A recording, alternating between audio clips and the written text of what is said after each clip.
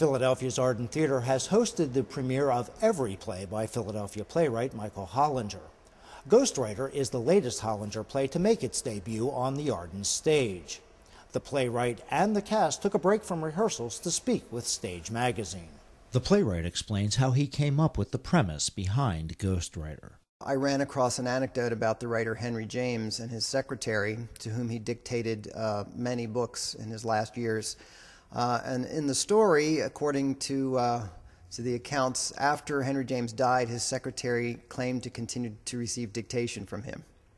That was all the anecdote. And so I started thinking about how fascinating that was. Hollinger says that story, along with the loss of his mother in the previous year, led him to think about the concept of the space occupied by someone who has passed on. So I started thinking about a secretary to a writer who has spent years in this man's presence, waiting with him, waiting in silence, breathing together, a very intimate relationship, and what happens when he's not there anymore, and is that the kind of situation with Henry James and his secretary. That scenario, he says, leads him to the central question of the play.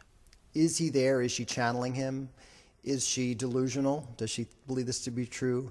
Is she a fraud that she, in order to try to keep the notion that he's still with her alive, generates his work, but because she knows it so well, she's an artful forger. And that question, which of these three realities is true, guided me through my writing. The part of Myra, the dead author's secretary, is played by Hollinger's wife, Philadelphia actress Megan Belwar. She discusses creating a role in the world premiere of a production. I mean, that's a big responsibility to think that you're actually sort of imprinting upon, the character. And of course, the playwright may be influenced by your interpretation of the role, and if that winds up in a published version of the script, well then, yeah, you have had some sort of impact on the character. Doug Rees plays the deceased author. He has a different take on being the first actor to play a given part. I remember distinctly a theater professor of mine one day saying to all of us, we were not paying any attention to what he was saying in class, and he kind of stopped and he said, well, look at all of you. You all think you're going to be stars. And he said, maybe a few of you will, most of you won't. He said, you know what's exciting, though? And he picked up a Samuel French edition of some play, and he opened it to the first page, and he said, this is what's exciting. And he said, role created by, because in the initial publication, they always had the original cast list there. And I've had the good fortune to do that probably 3 or 4 times now. This would probably be about the 4th time. And the 2nd time with Michael. And it is a thrill. It's just a thrill that, it doesn't exactly... It's just a thrill. But Hollinger says there's a lot of work on his part that goes into bringing a play to the point where actors get to give life to his vision. The play evolved like much of my work, which is that I basically set a date and scheduled a public reading and then wrote to try to get a draft out by that time. So a certain terror of public humiliation is always a motivator, I find. And a lot of it was about exploring who this character is. I'd sit down and try to write the character of Myra, who's central to the play, and find her voice. I was aided by the writings of Henry James' secretary, who wrote a book about him, and a certain reverential tone in those writings started to emerge in the voice of the character. And then to ask questions about who are the other people in this world, certainly the writer who is present throughout the play, even though he's deceased, and his wife and widow, who's in the play, making it a kind of triangle. Patricia Hodges plays the late author's widow.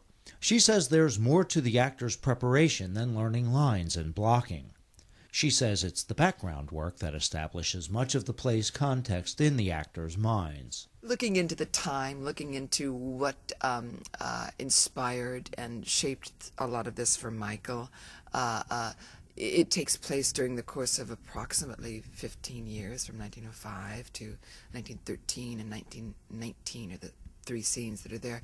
So it's an amazing period, and there's an amazing book of which I can't remember the name of it now, but about that period just before and then just after the war. What a mad time it was. I mean, you have to know the world in which these lines are said. You have to know feelingly that world. I mean, I think the thing about theater that is wonderful is that it's always about, for me, I'm on stage, and it's like for 2 hours I get to look at a group of people, and I get to go, this is what it's like to be human. Not like I'm teaching them, but we're all going to sit here for an hour and contemplate that. Not so much contemplate that as experience that. Rees says he expects certain parts of the process to be familiar, but the 5 weeks of rehearsal set aside for Ghostwriter is a rare luxury in the world of theater. And what that gave us is it bought us a very, particularly with a play like this, which is very, wonderful language and very precise and requires some preparation. And we had an opportunity for the first week to just sit and do what's called table work, where we didn't get up and put it on its feet, didn't do anything, just read through the play slowly, again and again, to familiar ourselves and hear things. So that's a nice luxury to have had. And but then we'll get into, in about a week's time, we'll get into the technical rehearsals. We'll move into the theater, and then everything typically, it's understood that everything then just falls apart for a few days. You have to sort of, everything you've had that you feel is so great, kind of you're in a new space, and suddenly people are coming by with 2x4s and going, sorry, which is great. I mean, it's all very necessary stuff. But then, then you sort of slowly, inevitably put it back together. Hollinger says he has tremendous faith in the cast and the play's director to do justice to his work. He says he's especially happy to finally have his wife appearing in one of his plays after having written several roles specifically for her. I have written other roles for her, and she's done readings of other plays. And in fact, she directed one of my plays where she teaches at Abington Friends School.